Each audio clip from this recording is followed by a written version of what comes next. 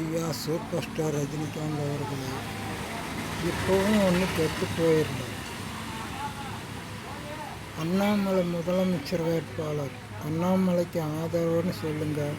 5 மாதத்தில் ஆட்சியை பிடிச்சிருவார். நீங்கள் ஆதரவு மட்டும் சொல்லுங்கள், வேறு ஒன்றும் சொல்ல வேண்டாம். நீங்கள் பிஜேபிக்கு சப்போர்ட் பண்ணாங்க, அண்ணாமலைக்கு சப்போர்ட் பண்ணுங்கள். நீங்கள் சங்கியாக இருக்க வேண்டாம். தமிழ்நாட்டில் இருக்கிற ஒரு தலைவரை தேர்ந்தெடுங்க. அதுக்கப்புறம் அவர் பார்த்துக்குவார். அவர் தான் முதலமைச்சர்னு மட்டும் அறிக்கை மட்டும் விட்டீங்கன்னா போதும். நீங்கள் பிரச்சாரம் பண்ண வேண்டாம், எதுவுமே பண்ண வேண்டாம்.